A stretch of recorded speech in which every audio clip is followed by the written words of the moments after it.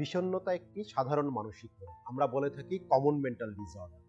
বিষণ্ণতার নির্ণয় কিন্তু খুব কঠিন, কিন্তু আমরা অনেক সময় সাধারণ দুঃখবোধ বা স্যাডনেসের সাথে বিষণ্ণতা বা ডিপ্রেশনকে মিলিয়ে ফেলি।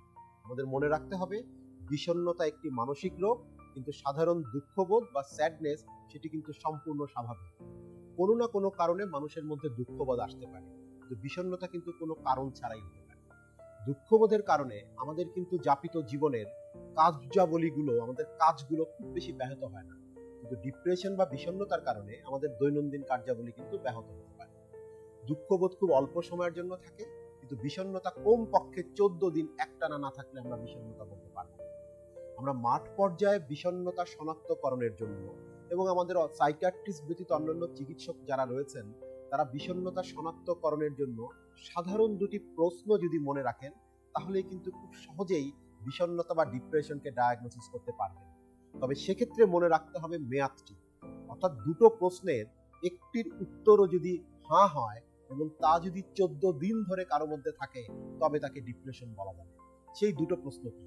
সেই দুটো প্রশ্নের প্রথমটি হচ্ছে, বিগত 14 দিন ধরে কারো যদি কোনো মন খারাপ, দুঃখবোধ, হতাশা, নিজেকে ছোট মনে করা বা অত্যন্ত অসহায় বোধ করে।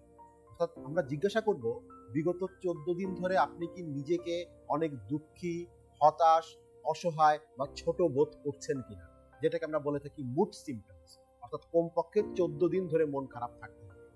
দ্বিতীয় প্রশ্নটি হচ্ছে, বিগত 14 দিন ধরে আপনার কি সকল কাজে, দৈনন্দিন এবং আনন্দের কাজে আগ্রহ হারিয়ে ফেলেছেন কিনা, অর্থাৎ 14 দিন ধরে আপনার ইন্টারেস্ট গুলো কমে গেছে কিনা।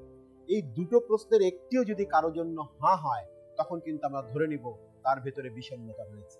তখন অপরাপর কিছু লক্ষণ আমরা জানার চেষ্টা করব। তবে আমাদের মনে রাখতে হবে দুটো প্রশ্ন, বিগত 14 দিন ধরে কারো এক নাগারে মন খারাপ, অথবা বিগত 14 দিন ধরে কারো সব কিছুতে আগ্রহ হারিয়ে ফেলা। এই দুটো প্রশ্নের একটিও যদি কারোর জন্য হ্যাঁ হয়, তবে তার বিষণ্ণতা রয়েছে বলে মনে করা হয়। এর পাশাপাশি এই দুটো প্রশ্নের একটি হ্যাঁ হলে আমরা যে অন্যান্য উত্তরগুলো খোঁজার চেষ্টা করব, যে তার কি খুব ভোরে ঘুম ভেঙে যায় কিনা, তার খাদ্য গ্রহণে অনীহা বা ইদানিং তিনি বেশি খাদ্য গ্রহণ করছেন কিনা, তার ইদানিং বেশি ঘুম হচ্ছে কিনা, তার ওজন বেড়ে যাচ্ছে কিনা বা ওজন কমে যাচ্ছে কিনা, তিনি সামাজিকতা পরিহার করছেন কিনা, তার ভিতরে যৌন আগ্রহ কমে গিয়েছে কিনা, তার শরীরের বিভিন্ন স্থানে বিভিন্ন রকম ব্যথা, বেদনা, অস্বস্তি তিনি অনুভব করছেন কিনা, এবং কারো ভেতরে মৃত্যু চিন্তা বা মরে যাওয়ার ইচ্ছা বা আকাঙ্ক্ষা জাগ্রত হয়েছে কিনা। এগুলো সহযোগী লক্ষণ হিসাবে পরিগণিত হবে, কিন্তু মূল লক্ষণ কিন্তু দুটি। একটি হচ্ছে কমপক্ষে 2 সপ্তাহ ধরে কারো মন খারাপ, অথবা কমপক্ষে 2 সপ্তাহ ধরে সকল কাজে তার আগ্রহ হারিয়ে ফেলা। এই দুটো লক্ষণ যদি আমরা কারো ভেতরে পাই, তখন আমাদের ধরে নিতে হবে তার বিষণ্ণতা বা ডিপ্রেশন হয়েছে।